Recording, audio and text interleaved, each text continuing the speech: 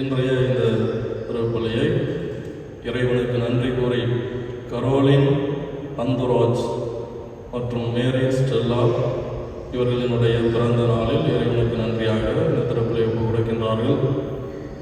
புஷ்பா ராணி Alex இவர்களும் இறைவனுக்கு நன்றியாக இந்த திருப்பலியை ஒப்பு கொடுக்கின்றார்கள். ஜோயல் ஜோர்டன் இவர்களின் 8வது பிறந்த நாளில் இறைவனுக்கு நன்றி கூறி இந்த திருப்பலியை ஒப்பு கொடுக்கின்றார்கள்.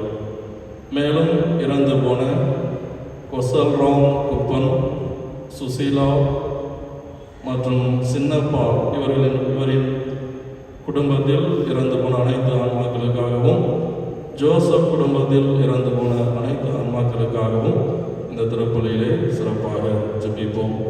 இந்த கருத்துக்களோடு நம்முடைய ஒவ்வொருவருடைய தனிப்பட்ட மற்றும் குடும்ப தேவைகளுக்காகவும் இந்த திருப்பலியில் சிறப்பாக ஜெபிப்போம். சகோதர சகோதரிகளே, தூய மறை நிகழ்வுகளை கொண்டாட நாம் தகுதி பெறும் பொருட்டு நம் பாவங்களை ஏற்றுக்கொள்வோம்.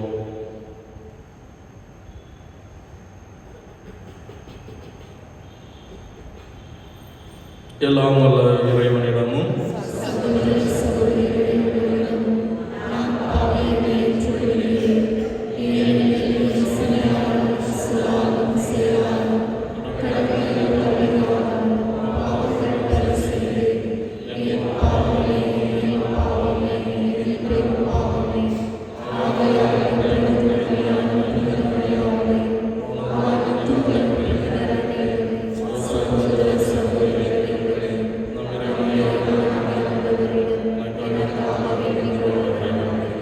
எல்லாம் உள்ள இறைவன் நம் மீது இரக்கம் வைத்து நம் பாவங்களை மன்னித்து நம்மை நிலை வாழ்வுக்கு அழைத்து செல்வாராக.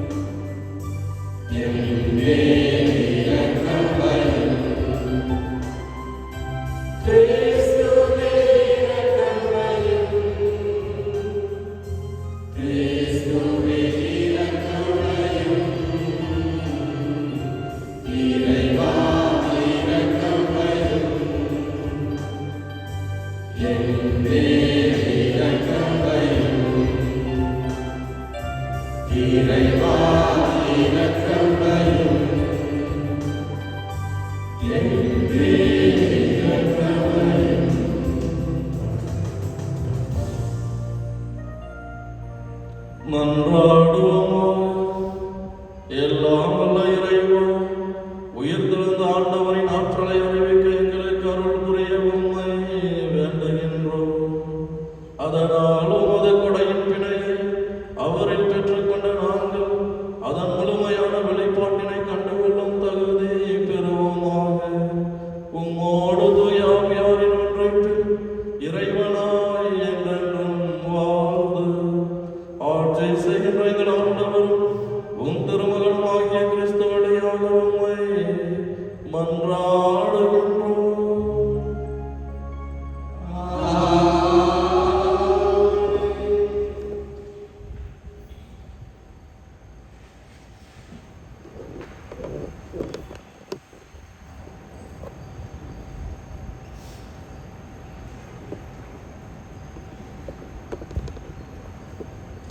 திருத்தூதர் பணிகள் நூலிலிருந்து வாசகம். அந்நாட்களில் நம்பிக்கை கொண்ட மக்கள் அனைவரும் ஒரே உள்ளமும் ஒரே உயிருமாய் இருந்தனர். அவர்கள் எவரும் தமது உடைமைகளை தம்முடையதாக கருதவில்லை. எல்லாம் அவர்களுக்கு பொதுவாய் இருந்தது. திருத்தூதர்கள் அனைவரும் ஆண்டவர் இயேசு உயிர்த்தெழுந்தார் என மிகுந்த வல்லமையோடு சான்று பகிர்ந்து வந்தனர். அவர்கள் அனைவரும் மிகுதியாக பெற்றிருந்தன. தேவையில் உழல்வோர் எவரும் அவர்களுள் காணப்படவில்லை. நிலப்புலன்களை அல்லது வீடுகளை உடையோர் அவற்றை விற்று அந்த தொகையை கொண்டு வந்து திருத்தூதர்களுடைய காலடியில் வைப்பர். அது அவரவர் தேவைக்கு தக்கவாறு பகிர்ந்து கொடுக்கப்படும். சைப்பிரசு தீவை சேர்ந்த யோசேப்பு என்னும் லேவியர் ஒருவர் இருந்தார். இவருக்கு திருத்தூதர்கள் ஊக்குவிக்கும் பண்பு கொண்டவர் என்று பொருள்படும் பர்னபா என்னும் பெயரை கொடுத்திருந்தார்கள். அவர் தமது நிலத்தை விற்று அந்த பணத்தை கொண்டு வந்து திருத்தூதர்களது காலடியில் வைத்தார். இது ஆண்டவர் வழங்கும் அருள்வாக்கு. பதிலுரை பாடல் பல்லவி. ஆண்டவர் ஆட்சி செய்கின்றார், மாட்சியை ஆடையாய் அணிந்துள்ளார். ஆண்டவர் ஆட்சி செய்கின்றார், மாட்சியை ஆடையாய் அணிந்துள்ளார். ஆண்டவர் ஆட்சி செய்கின்றார், அவர் மாட்சியை ஆடையாய் அணிந்துள்ளார். ஆண்டவர் வல்லமையை கச்சையாக கொண்டுள்ளார். பல்லவி. ஆண்டவர் ஆட்சி செய்கின்றார், மாட்சியை ஆடையாய் அணிந்துள்ளார். பூவுலகை அவர் நிலைப்படுத்தினார், அது அசைவுறாது. உமது அரியணை தொடக்கத்திலிருந்தே நிலை பெற்றுள்ளது. நீ தொன்று தொட்டே நிலைத்துள்ளே. பல்லவி. ஆண்டவர் ஆட்சி செய்கின்றார், மாட்சியை ஆடையாய் அணிந்துள்ளார். உம்முடைய ஒழுங்குமுறைகள் மிகவும் உறுதியானவை. ஆண்டவரே, என்றென்றும் தூய்மையே உமது இல்லத்தை அழகு செய்யும். பல்லவி. ஆண்டவர் ஆட்சி செய்கின்றார், மாட்சியை ஆடையாய் அணிந்துள்ளார்.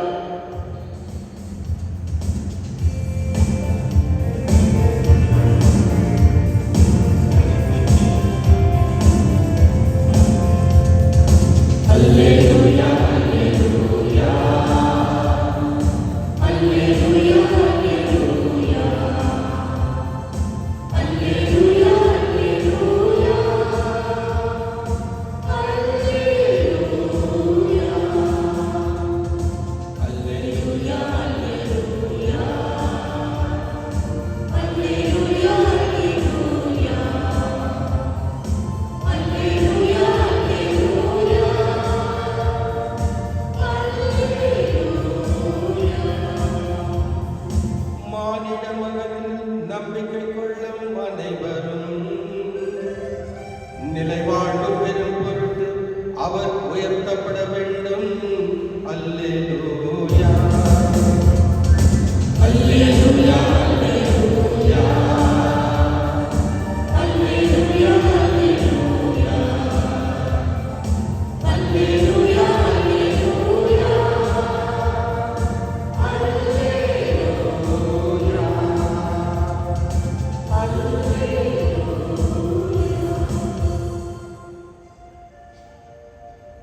ஆண்டவர் உங்களோடு இருப்பாராக.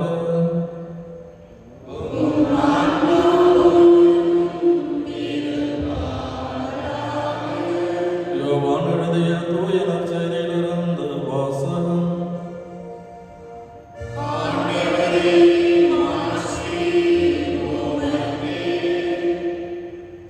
இயேசு நிக்கோதேமிடம் கூறியது, நீங்கள் மறுபடியும் பிறக்க வேண்டும் என்று நான் உமக்கு கூறியது பற்றி நீர் வியப்படைய வேண்டாம்.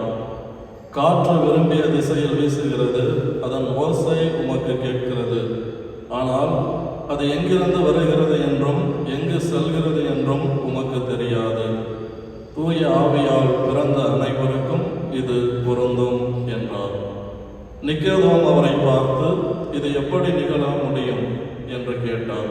அதற்கு இயேசு கூறியது, நீர் இஸ்ரேல் மக்களிடையே போதகராயிருந்தும் உமக்கு இது தெரியவில்லையே. எங்களுக்கு தெரிந்ததை பற்றியே பேசுகிறோம், நாங்கள் கண்டதை பற்றியே சான்று பகர்கிறோம். எனினும் எங்கள் சான்றை நீங்கள் ஏற்றுக்கொள்வதில்லை என உறுதியாக உமக்கு சொல்கிறேன். மண்ணுலகு சார்ந்தவை பற்றி நான் உங்களுக்கு சொன்னதை நீங்கள் நம்பவில்லை என்றால், விண்ணுலகு சார்ந்தவை பற்றி சொல்லும்போது எப்படி நம்ப போகிறீர்கள்? விண்ணகத்திலிருந்து இறங்கி வந்துள்ள மானிட மகன் மகனை தவிர வேறு எவரும் விண்ணகத்திற்கு ஏறி சென்றதில்லை. பாலை நிலத்தில் மோசேயால் பாம்பு உயர்த்தப்பட்டது போல மானிட மகனும் உயர்த்தப்பட வேண்டும்.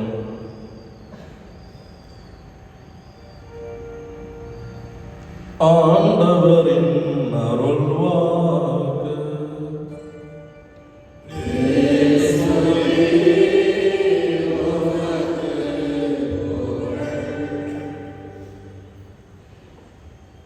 இயேசு கிறிஸ்துவில் அன்பார்ந்த சகோதர சகோதரிகளை,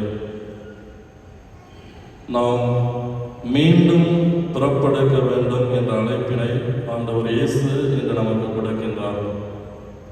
மறுபடியும் பிறக்க வேண்டும் என்பது நாம் கடவுளில் புறப்படுக்க வேண்டும். அதுவும் சிறப்பாக மூவொரு இறைவனின் மூன்றாம் ஆளாகிய தூய ஆவியாரில் பிறப்பெடுக்க வேண்டும் என்பதை இன்றைய நற்செய்தி வாசகம் நமக்கு தெளிவுபடுத்துகின்றது. நாம் திருமுழுக்கு பெற்றபோது தூய ஆவி நம் மீது பொழியப்பட்டது. அப்போது ஜென்ம பாவத்திற்கு இறந்து கடவுளில் நாம் புது பிறப்பெடுத்தோம்.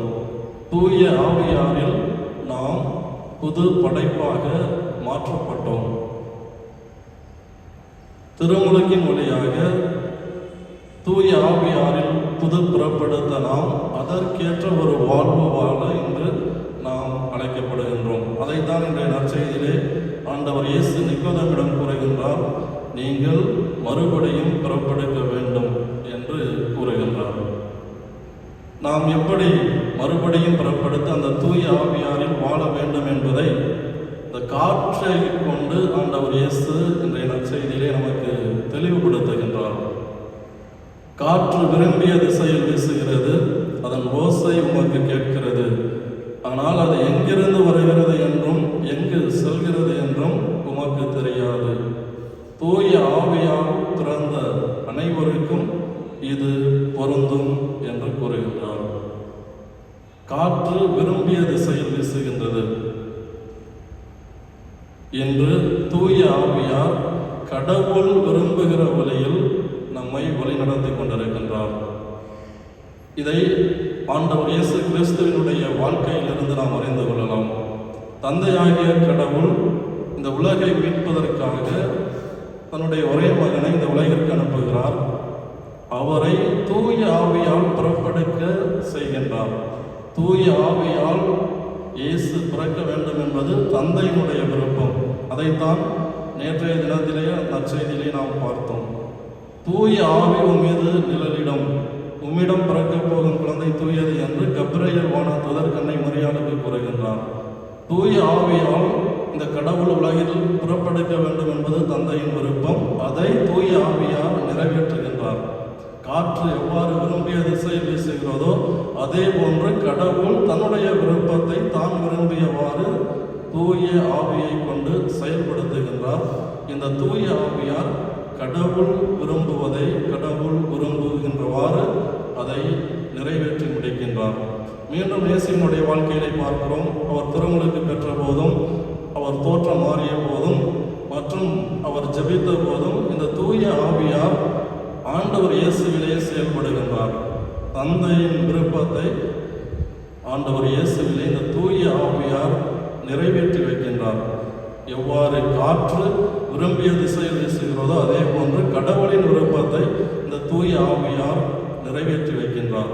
அதே போன்றுதான் நாம் இன்று தூய ஆவியால் புறப்படுத்துள்ள நாம் அவருடைய தூண்டுதலுக்கும் அவருடைய வழிகாட்டுதலுக்கும் நம்மையே கையளிக்கின்ற பொழுது கடவுள் நாம் எப்படி வாழ வேண்டும் என்று விரும்புகிறாரோ அந்த வழியில் தூய ஆவியார் நம்மை வழிநடத்துவார். ஆகவேதான் தினமும் நாம் தூய ஆவியாரின் இடத்தில் நம்மையும் நம் வாழ்வையும் ஒப்பு கொடுத்து ஜெபிக்க வேண்டும் என்பது இன்றியமையாததாக முக்கியமானதாக இருக்கின்றது. அவ்வாறு இந்த தூய ஆவியாரின் தூண்டுதலுக்கும் வழிகாட்டுதலுக்கும் நம்மையே நாம் ஒப்பு கொடுக்கின்ற பொழுது நாம் கடவுள் விரும்பியவாறு வாழ முடியும். தூய ஆவியார் நாம் எப்படி வாழ வேண்டும் என்று கடவுள் விரும்புகிறாரோ அந்த பாதையில் நம்மை வழி நடத்துவார். இரண்டாவதாக நாம் பார்க்கிறோம், காற்று விரும்பிய திசையில் வீசுகிறது, அதன் ஓசை நமக்கு கேட்கிறது. ஆனால் அது எங்கிருந்து வருகிறது என்றும் எங்கு செல்கிறது என்றும் நமக்கு தெரியாது. காற்று எங்கே ஆரம்பிக்கின்றது, எங்கே போகின்றது என்று நமக்கு தெரியாது. ஆனால் அதன் ஓசை மட்டும் நமக்கு கேட்கின்றது என்று இன்றைய நற்செய்தி கூறுகின்றது. அதே போல்தான் தூய ஆவியார் எங்கிருந்து செயல்படுவார், எப்பொழுது செயல்படுவார், எந்த வழியில் செயல்படுவார், எந்த வழியில் நம்மிடத்திலே செயலாற்றுவார் என்பது நமக்கு தெரியாது. ஆனால் எவ்வாறு அந்த காற்றின் ஓசையை மட்டும் நாம் கேட்க முடியுமோ அதே போன்று இந்த தூய ஆவியாரின் செயல்பாட்டின் விளைவை நம்மால் பார்க்க முடியும், நம்மால் அனுபவிக்க முடியும். நாம் இந்த தூய ஆவியாரிடத்தில் வாழ்கின்ற பொழுது தூய ஆவியால் புறப்படுத்தவர்கள் போன்று அந்த தூய ஆவியாரின் வாழ்விலே வாழ்கின்ற பொழுது அந்த தூய ஆவியாரின் செயலாற்றலால் வருகின்ற விளைவை நம்மால் பார்க்க முடியும்.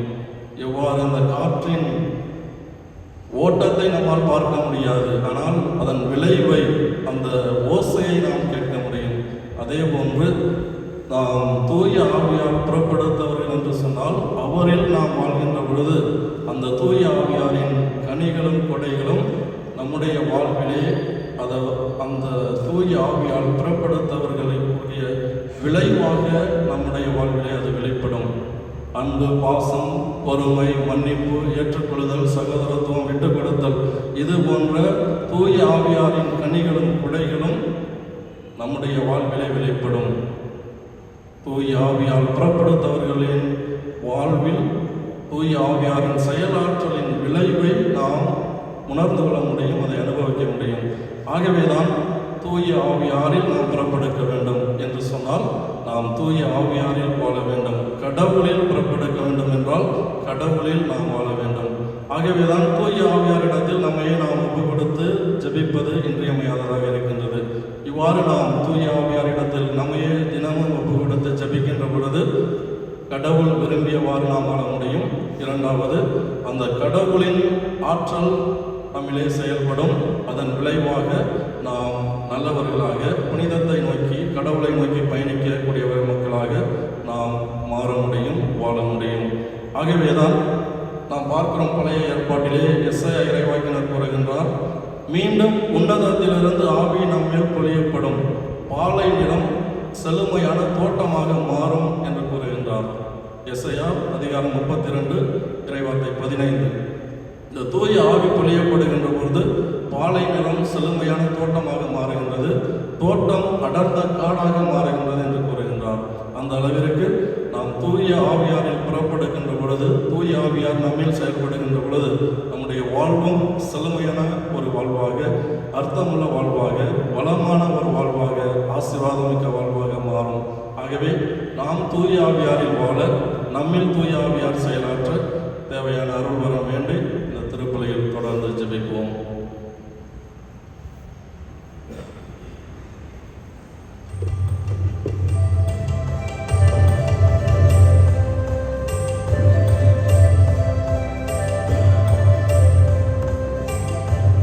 எல்லா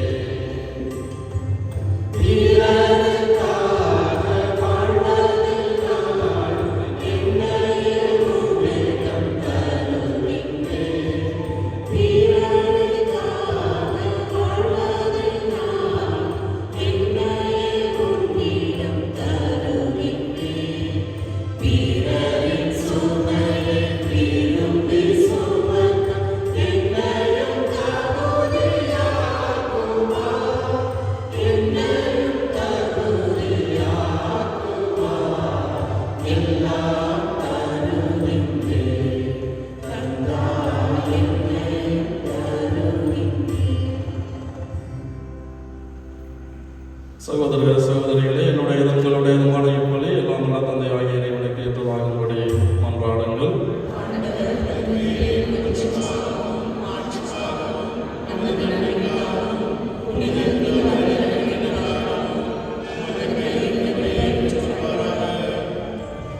ஆண்டவரே, பாஸ்கா முறை நிகழ்வுகள் வழியாக எங்களை இன்று மக்களுக்கு செய்திட உம்மை வேண்டுகின்றோம். அதனால் நாங்கள் தொடர்ந்து புரியும் பரிகார செயல் எங்களுக்கு முடிவில்லா பேரின்பத்தின் காரணமாய் அமைவதாக எங்கள் ஆண்டவராகிய கிறிஸ்து வழியாக உம்மை மன்றாடுகின்றோம்.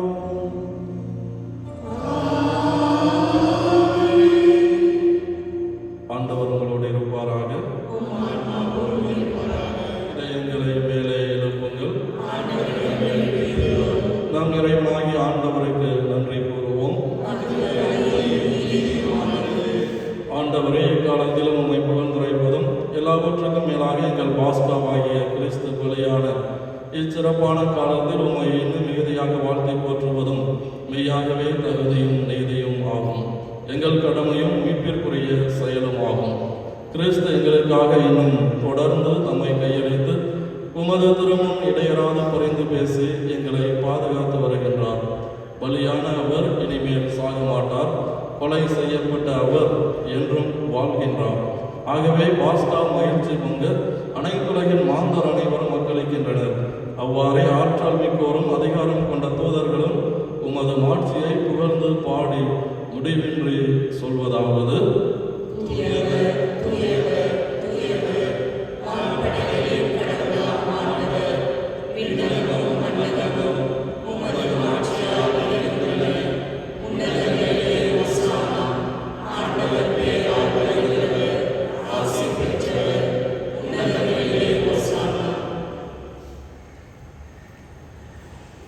ஆண்டவரே, நேர்மையாகவே தூயவர், தூய்மை அனைத்திற்கும் ஊற்று. ஆகவே உடைய தூய ஆவியை பொழிந்த காணிக்கைகளை தூய்மைப்படுத்த உம்மை வேண்டுகின்றோம். இவ்வாறு எங்கள் ஆண்டவர் இயேசு கிறிஸ்துவின் உடலும் இரத்தமுமாக எங்களுக்கு இவை மாறுபனவாக. அவர் பாடுபட உளம் கணிந்து தம்மை கையளித்த போது அப்பத்தை எடுத்து நன்றி செலுத்தி அதை பிட்டு தம் சீடர்களுக்கு அளித்து கூறியதாவது: அனைவரும் இதிலிருந்து பெற்று உண்ணுங்கள், ஏனெனில் இது உங்களுக்காக கையளிக்கப்படும் என் உடல்.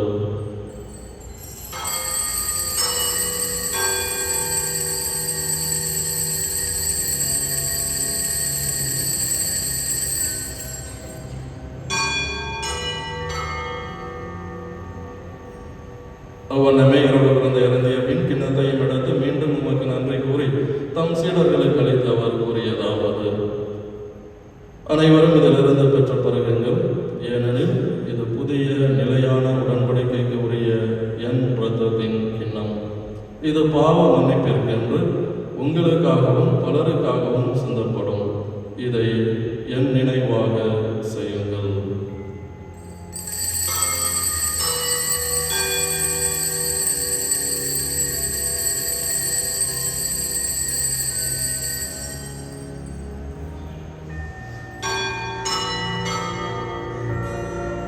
நம்பிக்கையின் மறைபொருள். ஆண்டவரே, நீர் வருமளவும் உமது இறப்பினை அறிக்கையிடுகின்றோம், உமது உயிர்ப்பினையும் எடுத்துரைக்கின்றோம். ஆகவே ஆண்டவரே, நாங்கள் கிறிஸ்துவின் இறப்பினையும் உயிர்ப்பினையும் நினைவு கூர்ந்து வாழ்வு தரும் அப்பத்தையும் மீட்பளிக்கும் கிண்ணத்தையும் உமக்கு ஒப்புக் கொடுக்கின்றோம். உம் திருமணங்கள் உமக்கு ஊழியம் புரிய தகுந்தவர்களை எங்களை ஏற்றுக்கொண்டீர். எனவே உமக்கு நன்றி செலுத்துகின்றோம். மேலும் கிறிஸ்துவின் உடலிலும் இரத்தத்திலும் பங்கு கொள்ளும் எங்களை தூய ஆவியார் ஒன்று சேர்க்க வேண்டும் என உம்மை தாழ்மையுடன் மன்றாடுகின்றோம். ஆண்டவரை உலகெங்கும் பரவி இருக்கும் உமது திரு அவையை நினைவு கூர்ந்தருளும். எங்கள் திருத்தந்தை பிரான்சிஸ், எங்கள் ஆயர் பீட்டர் மச்சாடோ, எல்லா திருநிலையினராகிய அனைவரோடும் உமது திரு அவை அன்பில் நிறைவு பெற செய்தருளும். மேலும் உயிர்த்தலும் எதிர்நோக்கிடம் துயில் கொள்ளும் எங்கள் சகோதர சகோதரிகளையும் இறந்தோர் அனைவரையும் இரக்கத்துடன் நினைவு கூர்ந்து உமது திருமுக ஒளியினுள் ஏற்றருளும். எங்கள் அனைவர் மீதும் இரக்கமாயிரும். கடவுளின் கன்னிதாயான புனித மரியா, அவருடைய கணவரான புனித யோசேப்பு, புனித திருத்தூதர்கள் இவ்வுலகில் உமக்கு உகந்தவராய் இறந்தவராகிய புனிதர் அனைவருடனும் நாங்கள் நிலை வாழ்வில் பங்கு கொள்ளும் தகுதி பெற்று உம் திருமகன் இயேசு கிறிஸ்து வழியாக உம்மை புகழ்ந்தேத்தும் வரமருள உம்மை மன்றாடுகின்றோம்.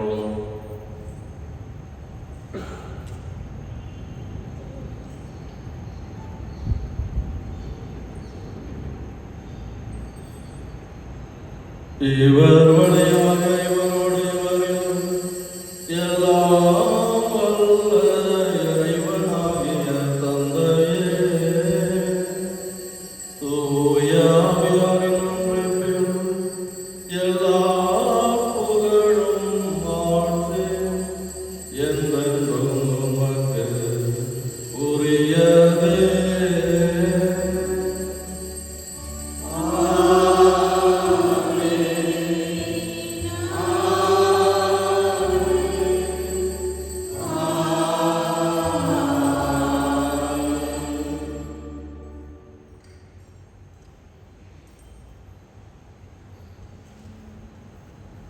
மீட்பரின் கட்டளையால் கற்பிக்கப்பட்டு இறைப்படிப்பினையால் பயிற்சி பெற்ற நாம் துணைந்து சொல்வோம்.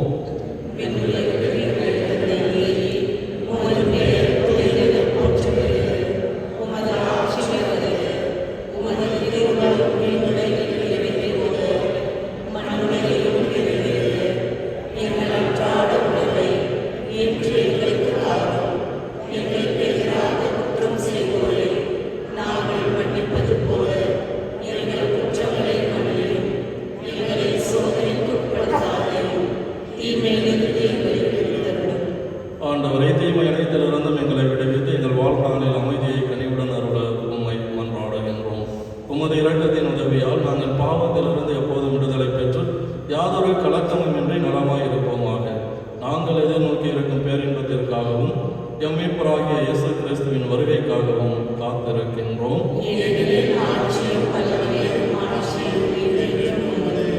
ஆண்டவரே இயேசு கிறிஸ்துவே, அமைதியை உங்களுக்கு விட்டு செல்கின்றேன், என் அமைதியை உங்களுக்கு அளிக்கின்றேன் என்று உன் திருத்தூதர்களுக்கு மொழிந்தீரே.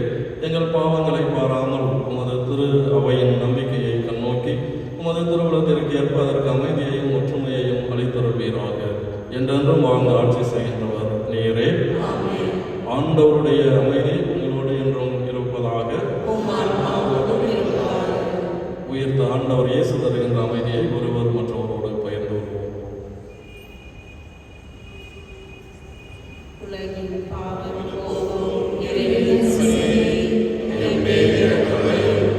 உலகின் பாவங்களை போக்கும் இறைவனின் செயலே, என் மேல் இரக்கமாயிரும்.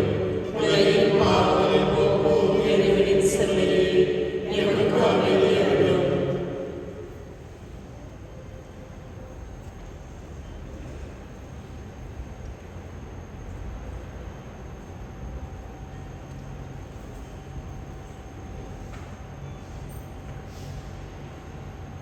இதோ இறைவனின் செம்மறி, இதோ உலகின் பாவங்களை போக்குபவர்.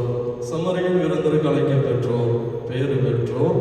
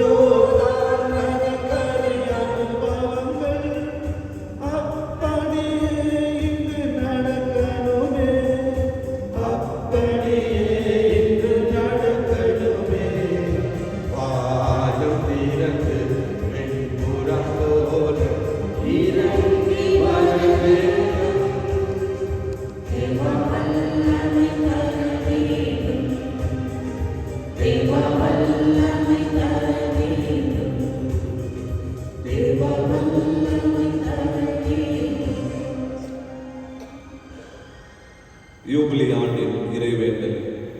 விண்ணக தந்தையே, உம் திருமகனும் என் சகோதரமான இயேசு கிறிஸ்துவே, நீர் எங்களுக்கு வழங்கிய நம்பிக்கையும் தூய ஆவியார் வழியாக எங்கள் இதயங்களில் நீர் பற்றியது செய்த பிறகு சுடரும் உமது அரசின் வரவைக்கான எதிர்நோக்கை எங்களில் கட்டி எழுப்புவதாக நற்செய்தியின் விதைகளை நாளும் வளர்த்தெடுக்கும் நல்லதாய் உம் அருள் எம்மை மாற்றுவதாக.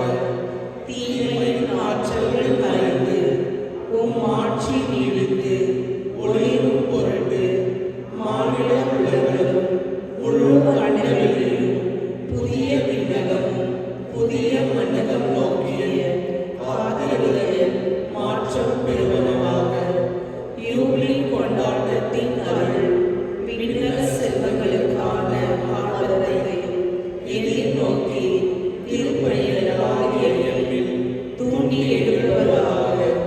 அதே அருள் எம் மீட்பரின் மகிழ்ச்சியையும் அமைதியையும் அகிலமெங்கும் அளிப்பதாக.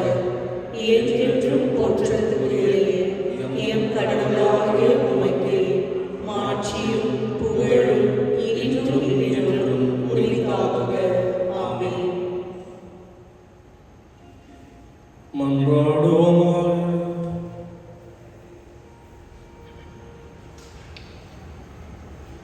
ஆண்டவரே, நாங்கள் புரியும் வேண்டல்களுக்கு செவி சாய்த்தருளும். அதனால் எங்கள் மீட்பின் புனிதமிக்க பரிமாற்றம் எங்களுக்கு இவ்வுலக வாழ்வில் உமது அருள் உதவியை அளித்து என்றுமுள்ள மகிழ்ச்சிக்கான உறுதியை அளிப்பதாக. எங்கள் ஆண்டவராகிய கிறிஸ்து வழியாக உம்மை மன்றாடுகின்றோம்.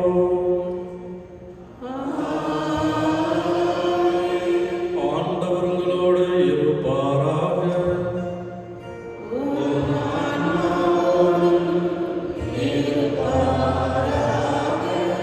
எல்லாம் உள்ள இறைவன் தந்தை